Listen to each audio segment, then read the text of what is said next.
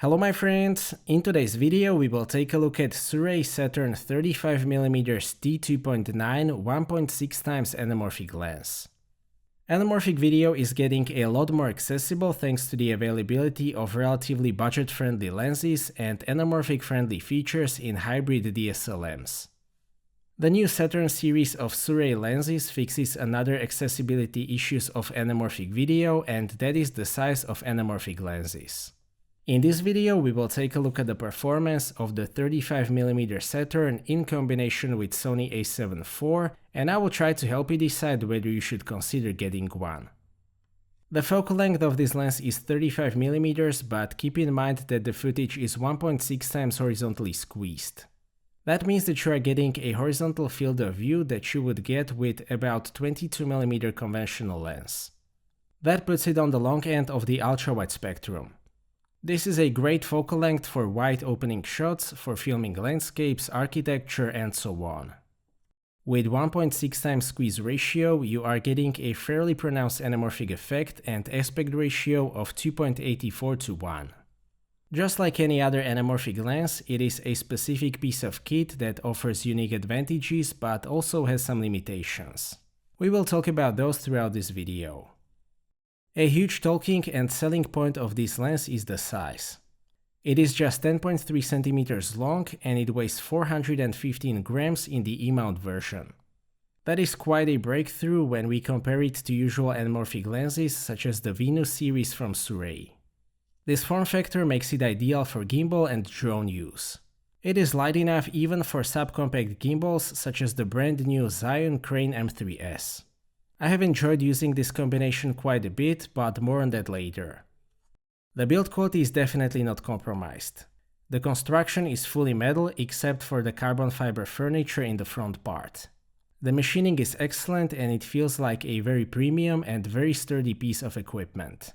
I can only give it a full score for the build quality. It is not weather sealed, so there is no gasket around the mount. There are no electronic contacts on the mount either, which means that this is a fully manual lens. It uses a normal 58mm filter thread, and you can use it with normal filters that you use for your non-anamorphic lenses. Regarding the control elements, there is the focusing ring and aperture ring. The focusing ring is extremely smooth.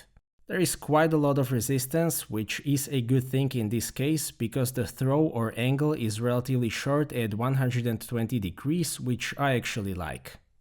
The aperture ring is also very smooth with relatively high resistance, which is again a good thing for the same reason. There are no aperture clicks of course, which is an obvious choice for a video or cine lens. Despite that this lens is meant for video, I have still tested it on my testing scene with a 61MP sensor in Sony A7IV. Please keep in mind that anamorphic lenses are usually not as sharp as rectilinear lenses, and the testing scene is squeezed for obvious reasons. The central sharpness is actually very solid even by rectilinear standards. The resolution is good right from T2.9, but the contrast is just a little bit low. It gets much better at T4 and the image quality stays great until T8 or even T11. The corner sharpness is a bit lower but still not bad at all, especially not by anamorphic standards.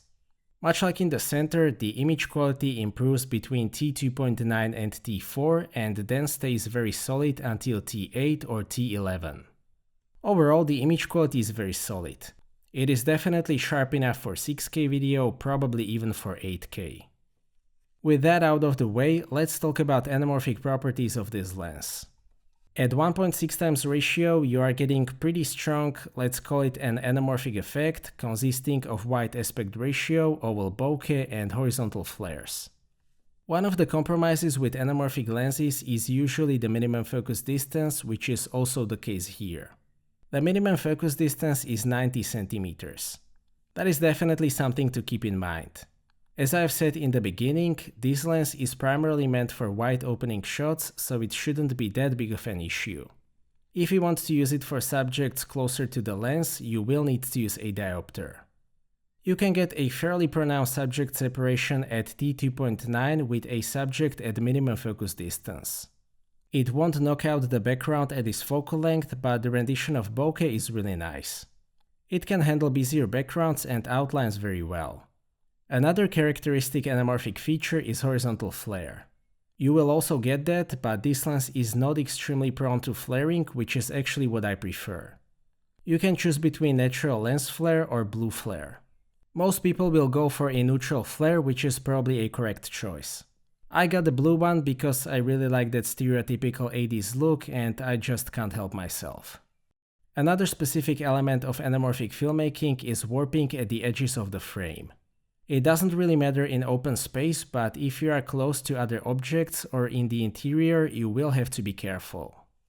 There is a bit of visible focus breathing, but it is not particularly bad. Considering the size and the field of view, I don't think that it will ruin your focus pulling. Overall, I am very happy with the video that I have been getting with this lens. I am a big fan of anamorphic look and this lens offers it in a very good quality and user-friendly package. I have used this lens with Sony A7IV.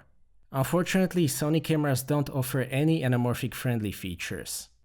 The image on the display is squeezed, so if you want an accurate live view, you will have to use an external monitor with de-squeeze functionality. Anamorphic mode for in-body image stabilization is not available either. Static shots are still fine, but I recommend setting the focal length in the stabilization menu to 21mm. That worked better for me. If there is some shaking left, warp stabilizer should be able to take care of that. I have mostly been testing this lens with the new Zion Crane M3S gimbal and that also worked great in combination with the IBIS in A7IV. I've been getting very stable footage with this subcompact gimbal, but more on that in my M3S review. Here I also have to say that if you are serious about anamorphic filmmaking on a budget, you are better off with a Panasonic camera. They offer both live view de-squeeze mode and anamorphic mode for in-body image stabilization. I will talk more about that in my review of the 50mm Venus lens with the S5IIX. 35mm Saturn is also available for the L mount. The video is not de-squeezed in camera, not even Panasonic does that. Fortunately, de-squeezing the footage is very easy. You just need to set vertical scale of the video to 62.5% in editing software and you are done. To sum up, SIRUI Saturn 35mm T2.9 1.6x Anamorphic is a great wide-angle lens. Compact form factor offers new possibilities, it makes full-frame anamorphic video more accessible and convenient to shoot. It is optically very solid. It offers all of desirable anamorphic features such as wide aspect ratio, oval bokeh or horizontal lens flare. The build quality is as good as it gets.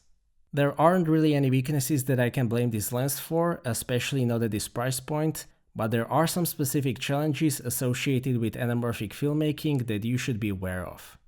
Those are mainly the minimum focus distance and warping on the edges of the frame. Then there are some smaller things, such as having to de-squeeze the footage in post and the need to use an external monitor with a de-squeeze feature if you are a Sony user. From my personal point of view, I can say that I'm enjoying working with this lens. I like anamorphic video, ultra-wide lenses and compact lenses.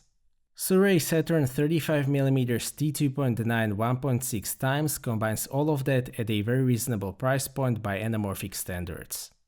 35mm Saturn is a very impressive piece of anamorphic gear with some unique strengths, which means that I recommend it. So that's it for this video, thank you for watching, I hope that you liked this video and that you have found it to be useful. Stay tuned for more videos and maybe consider subscribing if you don't want to miss my future content. I appreciate your feedback in form of thumbs up or thumbs down. If you would like to ask anything or share your opinion, please do so in the comment section and see you next time.